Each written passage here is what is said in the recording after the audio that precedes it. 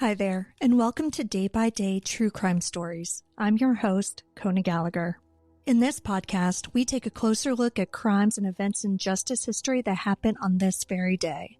Today is January 3rd, and we're going back to 1971 to a case that's as unsettling as it is tragic. And what nobody knew at the time is that it was just a hint of what was to come. This is the story of Charlie Brandt, a 13-year-old boy from Indiana whose actions on this day sent shockwaves through his community. But here's the thing. What happened in 1971 isn't the end of Charlie's story. It was the beginning of a far darker story that wouldn't fully unravel until decades later.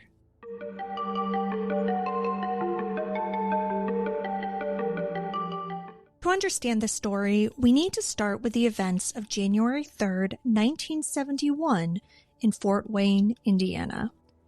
It was a quiet night at the Brandt family home.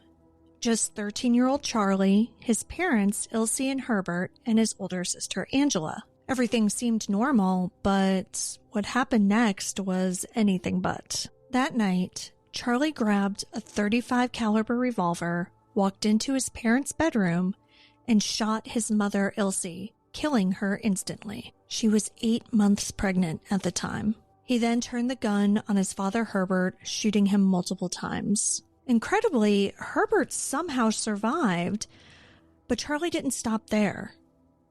He went to shoot his sister, Angela, but the gun jammed. This gave Angela just enough time to run out of the house and go to the neighbor to ask for help.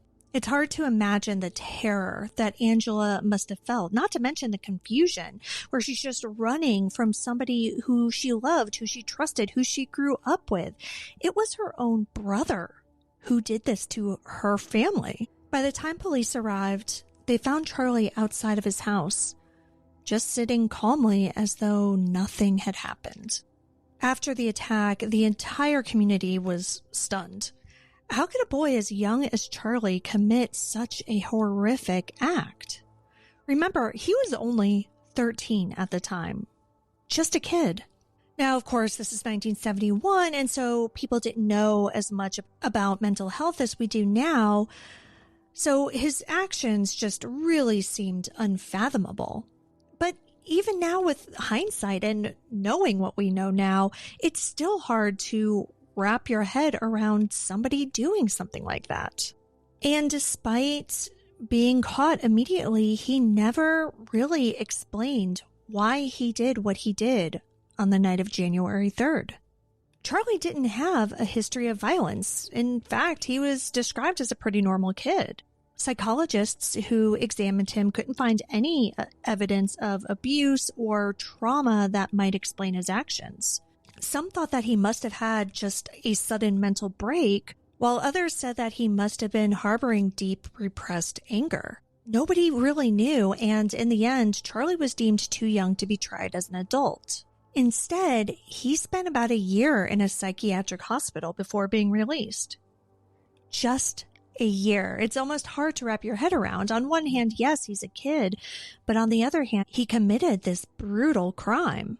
So after his year of treatment, his father took him back in. Now, by this time, they moved out of Indiana and moved to Florida for a fresh start. And this fresh start somehow seemed to work. For a long time, it seemed as though the horrors of that night in 1971 were behind all of them.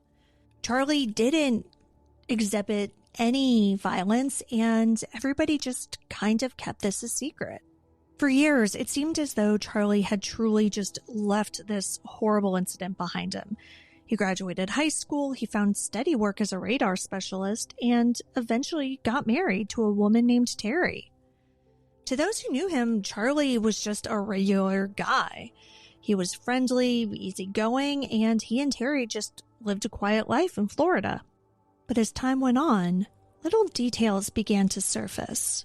Details that didn't seem like red flags at the time, but looking back are chilling. Terry reportedly told friends that Charlie had some odd habits. like an unusual fascination with anatomy.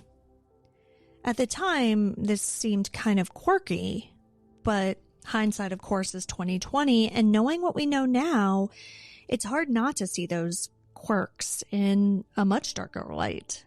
But even with that, no one could have guessed what would happen in 2004.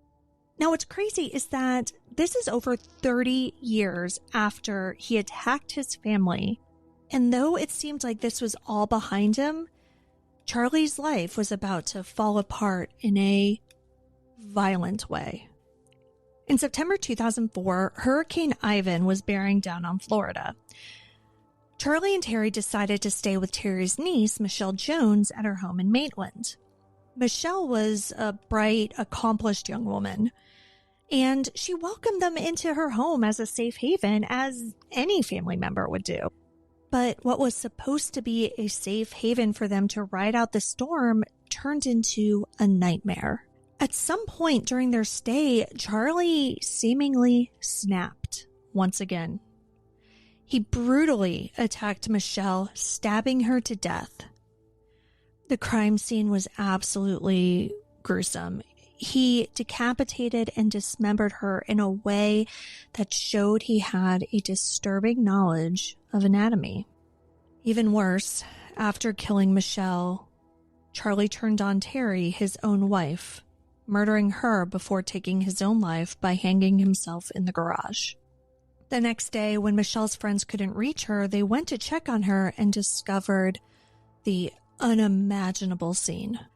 Police were called, and what they were greeted with was something straight out of a horror movie.